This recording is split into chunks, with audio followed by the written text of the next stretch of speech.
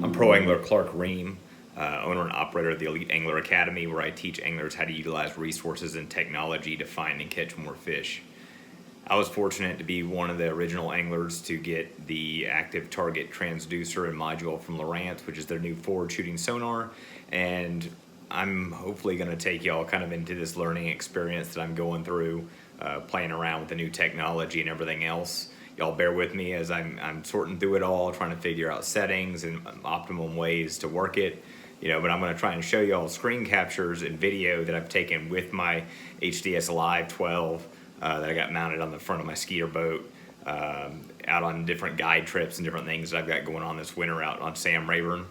In this first video, I was actually out on Rayburn on a guide trip. It was the second day I was using the unit, so I don't really know what settings to have it on to optimize it. So I've got it on the no filter setting, because I want to actually see every little minor deal that I can see out there in the water, because there's going to be minor things I'm able to pick up on that's going to help me throughout the day make decisions on what I'm going to do.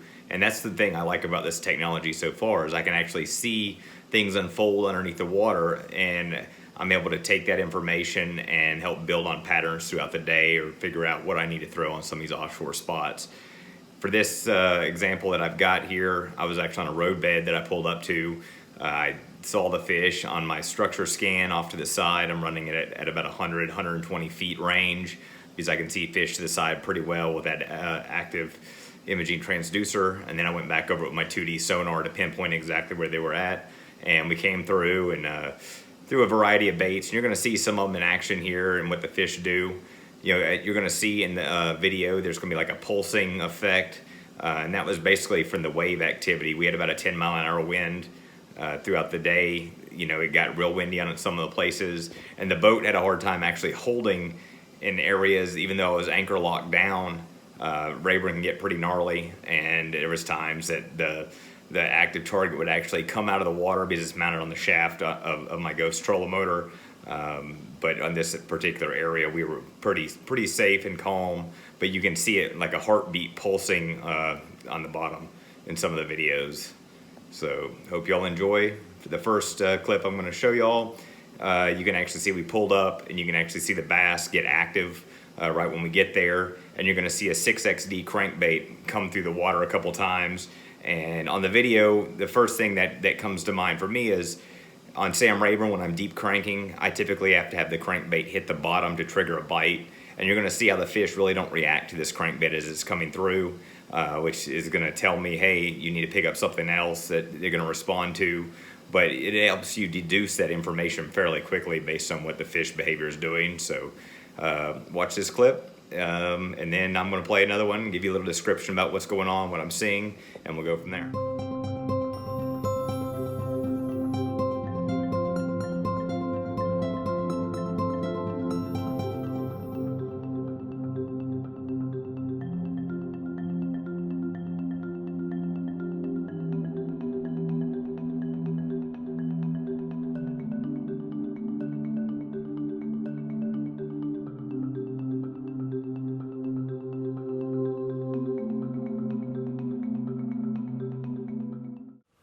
In this next clip, you can actually see where the fish got real tight to the bottom, and you can actually see them down on the bottom kind of roaming around a little bit. They look like fleas down there, but then they get activated whenever a big school of shad comes above them.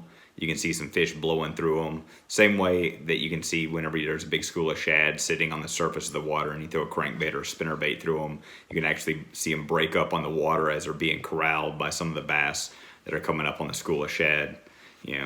After we saw that, I quickly dropped a Ned rig down and we started trying to stroke it up, trying to catch the fish. We didn't get any takers this time. We're going to get some of that in the video here in a little bit, but you can actually see, the braided line of fluorocarbon leader as it goes down, breaks up the shad. You can see the Ned rig hopping around, busting the shad school up a little bit more, and the line cutting through the school, separating them out a little bit more. So check this out, and then we'll come back with some more commentary and play another clip.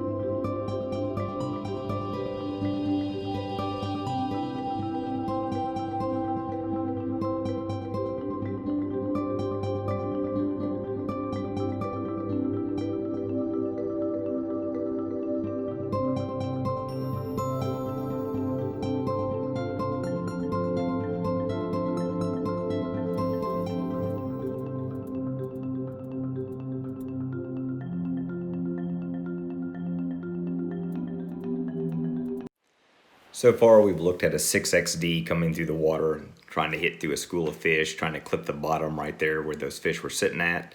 We've looked at a Ned rig dropping down and stroking it off the bottom, trying to trigger a bite. The next thing I'm going to show you is what a tail spinner looks like going through the water. You know, one of the unique things about using an active target system is you're able to see actually how a bait falls down through the water column. You know, some baits tend to glide down, others, will drop straight down like a rock.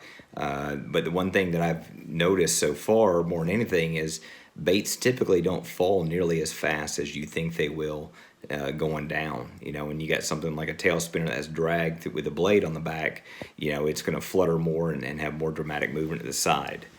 The next thing I'm going to notice about it is typically when we lift a rod tip up, we move a bait way more than we realize when we stroke a bait up. Being able to see how far that bait is actually going to hop up off the bottom, can help me adjust, based off of where those fish are suspended at, or if they're holding tighter, how much lift I need to do. But you don't realize that, hey, when I lift that rod tip from a 3 o'clock position to a 1 o'clock or to a 12 o'clock position, you're actually moving that bait, 10, 12 feet up in the air at one time.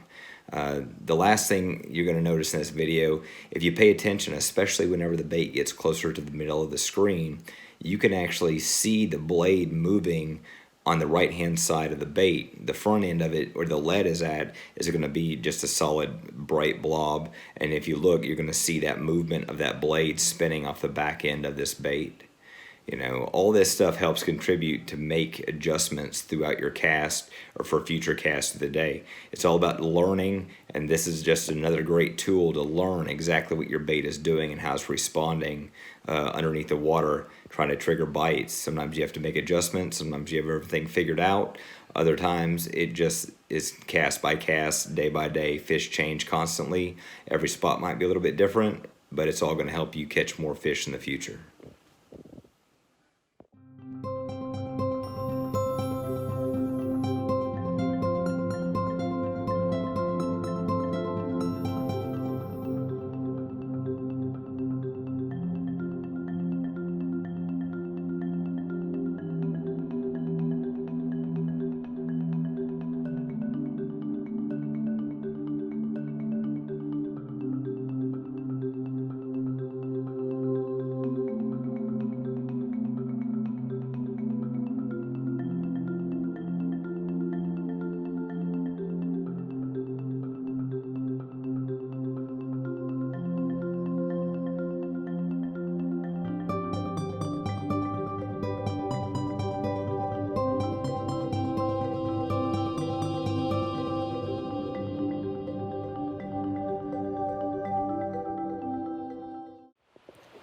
Every angler that has spent any amount of time fishing offshore has wondered how many fish have actually looked at my bait today. And it can be exhausting once you have this active target out there and you see how many responses you get, how many fish come up and turn their nose to your bait, how many actually bite at it. You have no clue, have grabbed it or sniffed it or anything else. Well, with this active target by Lowrance, you can see all this go down, and it can be one of the most exhausting and frustrating things. In this clip right here, you're actually going to see these fish come up and grab it. You're going to see a couple fish get caught as well, but the whole time you're wondering, okay, do I need to jerk it harder? Do I need to dead stick it? What do I need to do to make one of these fish bite? And about that time, you'll see one surge at your bait or flash at it on the graph, and ultimately your rod will just load up. But it can be very frustrating, and you're going to see it all go down live right now on Active Target.